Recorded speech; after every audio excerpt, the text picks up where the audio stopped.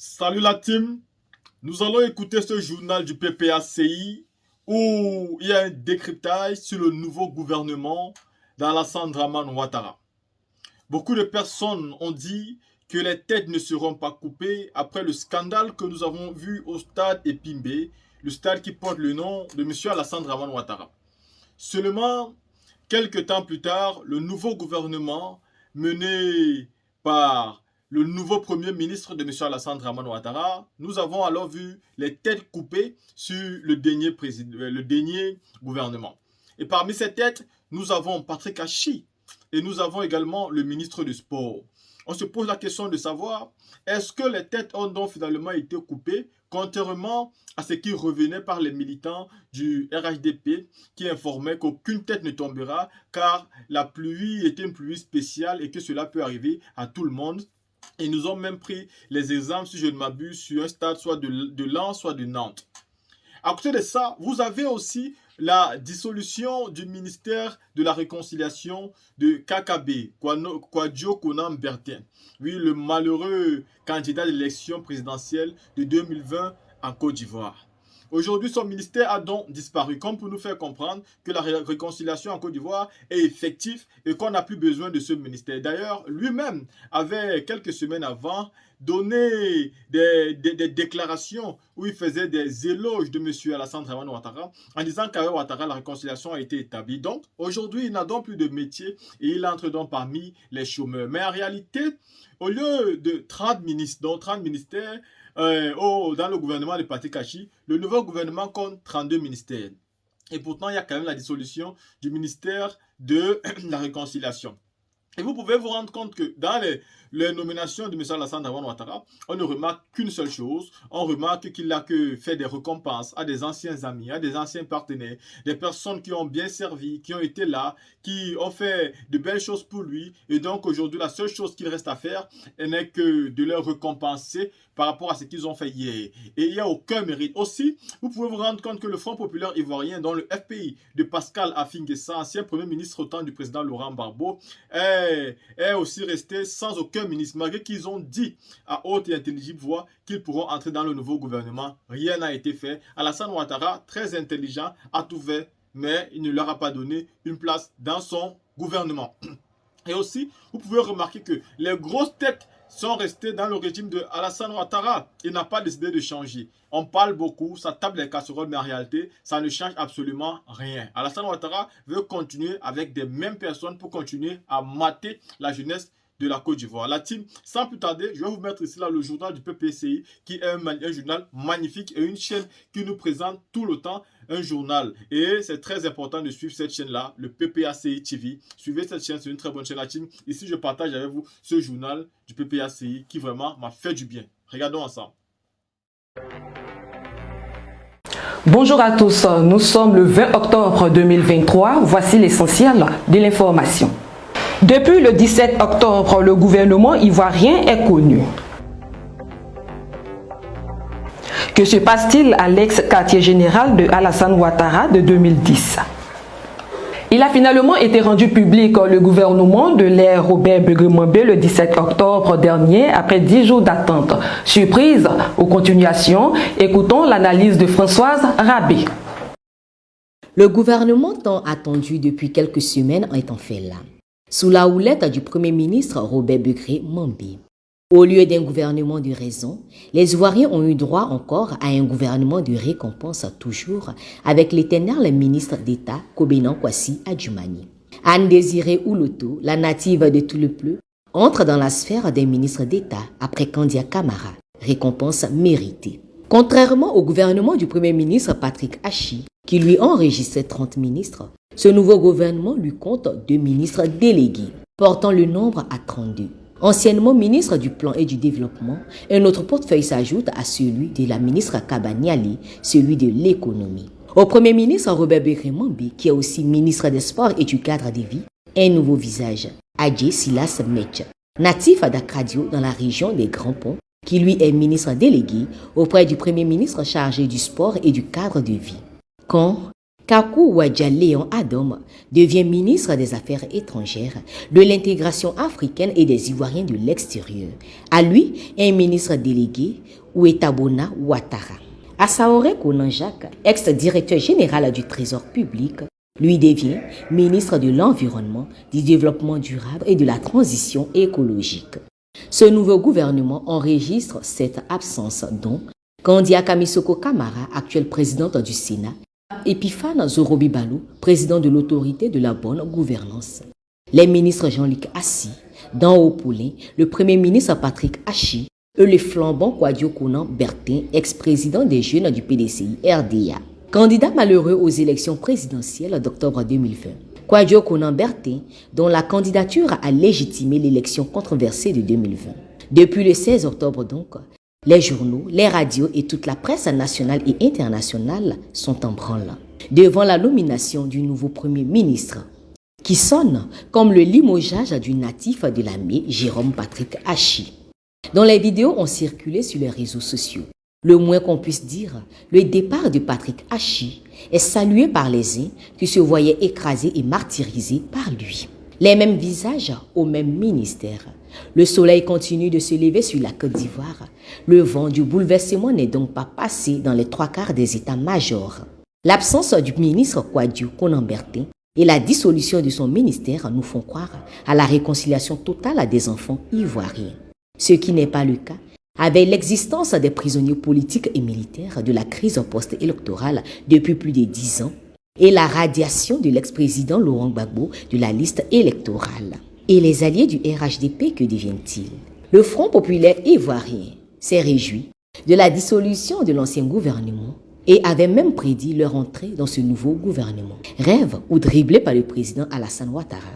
Le gouvernement ivoirien est donc là, à chacun d'apprécier de nouveaux ministres délégués, encore un gouvernement pléthorique dans cette cherté de la vie. Nous nous posons quelques questions. Pourquoi avoir évincé le Premier ministre Patrick Hachi et le ministre des Sports Claude Paulin Dango? Est-ce l'affaire Ebimpe? Enfin, les têtes ont-elles été coupées? Délaisser les infrastructures existantes pour envisager créer d'autres avec les mêmes cahiers de charges, cela fait partie de la politique de développement du RHDP. C'est le cas pour le centre hospitalier et universitaire de Yopougon. Les détails avec Ange Abraham. Ce que nous avons prévu dans notre plan santé, en plus de l'assurance générale qui permet de résoudre les problèmes globaux et surtout pour les plus favorisés, c'est de construire 5 CHU, je l'ai dit déjà.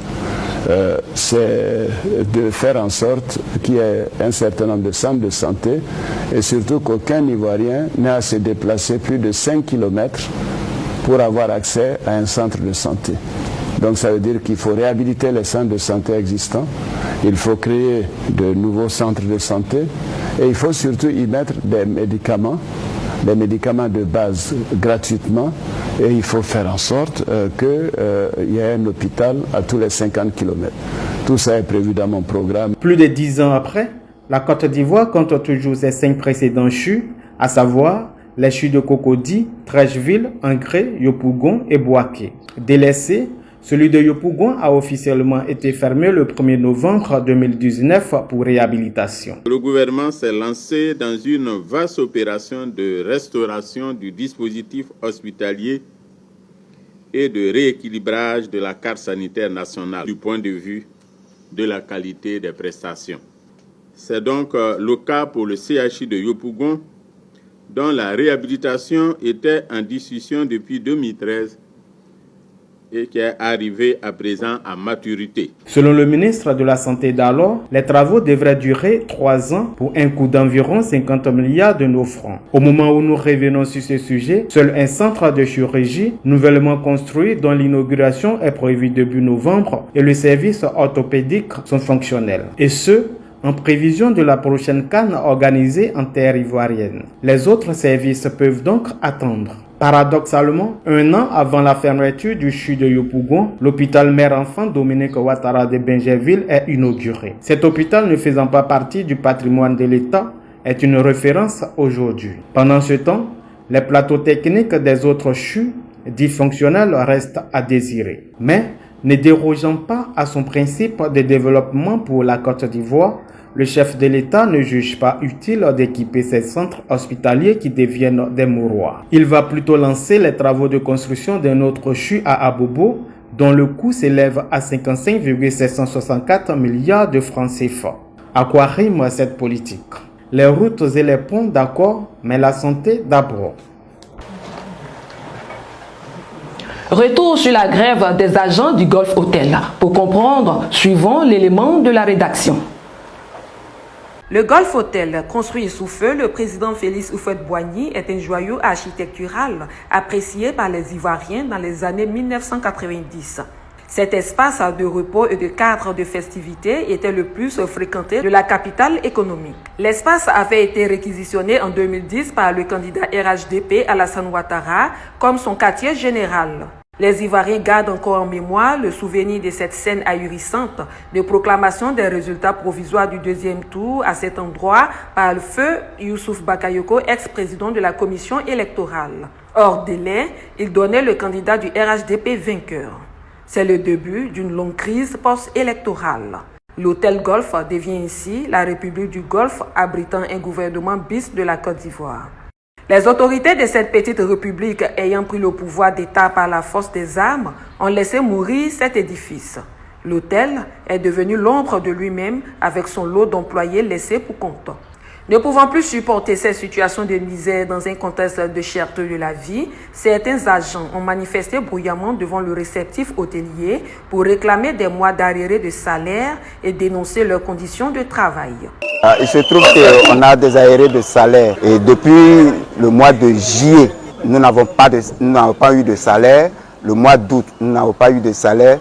Quand on additionne tout avec la gratification de 2022, ça va nous faire 12 mois qu'on n'a pas de salaire. Et puis, avec la rentrée scolaire 2023-2024, nos enfants sont présentement encore à la maison et que le golf ne fonctionne pas pour le moment à 100%. Alors nous sommes obligés de venir. Nous sommes fatigués, nous ne vivons plus. Les familles sont disloquées, comme on dit, les familles sont disloquées. On a des collègues qui ont leurs enfants qui se retrouvent au village aujourd'hui, qui ont du mal à survivre. Un enfant qui est né à Abidjan qui se retrouve subitement au village chez son oncle. Il ne suit plus. Cet enfant-là, il devient quoi? Donc nous sommes vraiment exténués. Nous appelons au chef de l'État le plus rapidement possible pour qu'on puisse scolariser nos enfants et vivre un peu. Et on est devant une situation qu'on n'arrive plus à tenir en fait. C'est très prenant. Et pour les enfants, pour la famille, et on n'a plus de dignité en fait. On n'a vraiment plus de dignité. Et ce que nous sommes en train de faire, c'est un cri de cœur en fait. En tant que mère, c'est un cri de cœur. Pour qu'on penche les regards sur nous, pour une solution durable. Parce qu'on a besoin, c'est un cri de cœur. C'est un cri de cœur au secours. C'est un cri de cœur pour dire qu'on ne peut rien. Et on dit la seule personne qui est capable de le faire, c'est le Père de la Nation, à nous tous. Donc on crie à lui. Papa d'eau, pardon. On a faim. La République du Golf Hotel récolte ainsi le prix de la trahison des enfants de la mère patrie. Et les locataires de cet édifice de 2010 devraient être reconnaissants aujourd'hui où l'hôtel part en faillite. Mais 1000 fois hélas, car les cris et pleurs de ces hommes et femmes semblent tomber dans la lagune et briller. Moyen-Orient, troisième jour d'affrontement meurtrier entre Israël et le Hamas. De nombreuses réactions à travers le monde, à l'exception de certains pays de l'Afrique noire, notamment la Côte d'Ivoire qui reste muette face à ce conflit majeur. Une réflexion de Sylvain Lobo. L'affrontement entre Israël et le Hamas prend ses racines dans le conflit israélo-palestinien et a des implications régionales. Il s'agit en effet d'un conflit complexe avec des racines historiques profondes impliquant des revendications territoriales et religieuses. Au plan géopolitique, le conflit influence considérablement les relations entre Israël et ses voisins, notamment l'Égypte et l'Arabie saoudite. Il suscite également de nombreuses réactions internationales et des débats sur la question palestinienne avec des implications diplomatiques pour de nombreux pays. Ce vieux conflit, qui renaît de ses cendres, ces jours-ci, a déjà fait de nombreux morts, près de 2000, et des blessés qui se comptent par milliers. De Paris à Washington, en passant par la plupart des nations européennes, les déclarations pleuvent pour apporter leur soutien à l'État d'Israël. Du côté des nations arabes, c'est un lever de bouclier condamnant avec véhémence l'État d'Israël et proclamant leur soutien à la cause palestinienne. Parlant de l'Afrique en général et de l'Afrique noire en particulier, les réactions par rapport au conflit sont timides, voire inexistantes. En ce qui concerne la Côte d'Ivoire, notre pays, le président Ouattara, d'habitude prompt à réagir sur les questions relatives au monde et à l'Afrique en particulier, bien sûr à la suite des classes politiques françaises, est resté sans voix sur les médias nationaux et internationaux. Pour certains Ivoiriens, le président Ouattara n'a pas encore fini de savourer sa prétendue victoire politique de ces derniers jours et que l'on s'active au sein des officines du RHDP à peaufiner le plan pour boucler les scrutins majeurs de 2025. Un scrutin pour lequel les principales forces politiques ivoiriennes, dont le PPACI du président Laurent Gbagbo, prennent toutes les mesures idoines pour ne plus se laisser abuser par le RHDP du président Ouattara et sa technologie électorale. La vente des tickets parallèles a alimenté la toile lors des matchs amicaux de l'équipe ivoirienne de football. Une situation qui inquiète les fans du ballon rond à quelques mois du coup d'envoi de cette prestigieuse Coupe d'Afrique des Nations. Les détails avec Kevin Comina. Après 1984, la Côte d'Ivoire est à sa deuxième organisation de la Coupe d'Afrique des Nations. 2 fois vainqueurs de cette compétition, les éléphants tenteront d'accrocher une 3e étoile sur leur maillot pendant cette 34e édition. Pour leur préparation, notre équipe nationale joue des matchs amicaux. 2 matchs, 2 nuls, ce sont les résultats de ces matchs amicaux Côte d'Ivoire-Maroc et Côte d'Ivoire-Afrique du Sud qui ont eu lieu les 14 et 17 octobre dernier au stade Félix Houphouët-Boigny. Si dans l'ensemble, les spectateurs sont allés nombreux au stade Félix Houphouët-Boigny rénové pour la circonstance, beaucoup ont été surpris de constater avec amertume la revente des tickets au marché noir à des prix exorbitants. Ils dénoncent cette pratique. On n'a pas eu ticket. Ticket là c'est 2000. Mais arrivé ici, on nous dit que ticket 8000, 10 000. Et puis on n'arrive même pas à avoir le ticket. C'est quoi? Pourtant le stade est vide même. Tout le monde est dehors. On n'a pas de ticket. C'est pas normal. C'est pas normal. On a vu aller le match. Et puis on laisse les individus viennent payer les tickets, tous les tickets, pour nous revendre au triplé. Le même ticket de 2000 francs, ils sont assis devant la mère, ils vendent ça à 4000, 5000 francs, 6000, 5000 aux gens. C'est pas normal. C'est un peu compliqué parce que à la dernière minute, on s'en rend compte que les tickets n'ont pas été véritablement sur le marché pour que les gens puissent s'en procurer. Et c'est sur le site ici que, bon, certains même ont commencé à doubler les prix, tout ça. Et donc, je souhaite, s'il y a une possibilité de numériser les tickets, ou bien même s'il y a une possibilité de vendre les tickets à des jours avant le match, et il faut qu'il y ait beaucoup de sites où on peut avoir les tickets, où les gens peuvent facilement se procurer des tickets. Hier, moi, j'étais à la fédération, je suis arrivé là-bas, il partait pour mon ticket, on me dit non, le ticket est fini. Oh, pendant que ce temps, on me dit les tickets sont finis, je vois que d'autres ont des tickets sur eux. Qui les donne ces tickets? Mais qui les donne ces tickets-là en temps normal? Qui les donne ces tickets-là? Merci. Le coup là, ce coup-là se passe à la fédération. Ils ont qu'à arrêter ça. Dans son communiqué du 13 octobre dernier, la fédération ivoirienne a mis en doute les dits des internautes, façon pour elle de se dédouaner. Cependant, quelques jours après, le 17 octobre dernier, bis repetita, cette fois-ci pour le match Côte d'Ivoire-Afrique du Sud. Toujours des tickets vendus au noir avec pour conséquence des supporters désabusés et en colère restés devant le stade. Pour empirer les choses, à 2 mois de la CAN, le ministre des Sports est démis de ses fonctions. Le nouveau Premier ministre est aussi chargé des sports. La vente de tickets parallèles est donc un problème urgent à résoudre pour les nouveaux locataires du ministère des Sports et de la Fédération ivoirienne de football pour la crédibilité de notre pays. Au problème des tickets s'ajoute celui des embouteillages dans tout le district d'Abidjan durant les matchs, quand on sait que la ville d'Abidjan accueillera 2 poules, donc 8 équipes. Comment résoudre ces problèmes? Autant de questions que se posent les Ivoiriens qui ne souhaitent qu'une chose, une organisation plus sérieuse et plus respectable de cette illustre compétition africaine. La célébration de l'anniversaire du PPACI continue. Toute la rédaction souhaite un joyeux anniversaire au président du PPACI, le président Laurent Gbagbo, la direction et les militants. Fin de cette édition. Merci de l'avoir suivi. Au revoir.